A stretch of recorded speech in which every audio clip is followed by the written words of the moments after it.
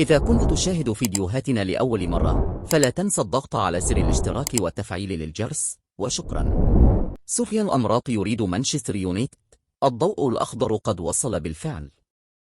رد المغربي سفيان أمراط نجم وسط فيورنتينا على الأنباء التي ربطه بمغادرة صفوف الفيولا خلال فترة الانتقالات الصيفية الحالية. وكان النجم المغربي ارتبط بالانتقال لبرشلونة في ميركاتو الشتاء الماضي، لكن يدخل بقوة ضمن اهتمامات مانشستر يونايتد هذا الصيف.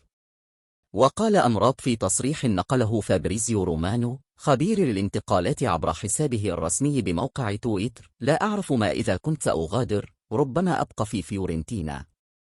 وأشار رومانو إلى أن موقف أمراط لا يزال معلقا ودون تغييرات حتى الآن، رغم اهتمام النادي الإنجليزي بالنجم المغربي ورغبته في ضمه.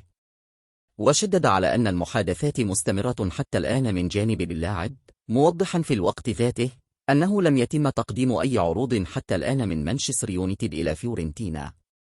وأصر فابريزيو على أن التقارير الصحفية التي أفادت بوجود عرض رسمي من يونايتد لضم أمرابط كانت سابقة لأوانها.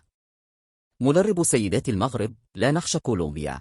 قال رينالدو بيدروس مدرب منتخب المغرب للسيدات إن فريقه استعد بشكل جيد لمواجهة كولومبيا غدا الخميس في ختام دور المجموعات لكأس العالم.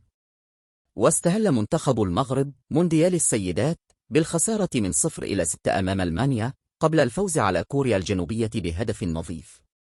وأضاف بيدروس في المؤتمر التقديمي: المباراة ستكون صعبة للغاية، نحتاج للحماس والرغبة في الفوز. تابع: أثق كثيرا في قدرات فريقي من أجل تحقيق الفوز على كولومبيا. ونوه: لا نخشى كولومبيا لمجرد أنها انتصرت على سيدات ألمانيا، سنضع الأسلوب المناسب لتحقيق الفوز في مباراة الغد. وأوضح بيدروس: هدفنا الفوز فقط، وكل شيء وارد في عالم كرة القدم. حققنا فوزا تاريخيا على كوريا الجنوبية، ونريد الاستمرار على هذا المنوال. وشدد: نريد التأكيد على تطور للكرة النسائية في المغرب، لقد درسنا كولومبيا جيدا، ونسعى للفوز مع انتظار نتيجة لقاء ألمانيا وكوريا الجنوبية. ويتوجب على المغرب تحقيق الفوز على كولومبيا لضمان التأهل للمرحلة التالية من البطولة لتجنب الخروج بفارق الأهداف في حالة التعادل خلال الجولة الثالثة.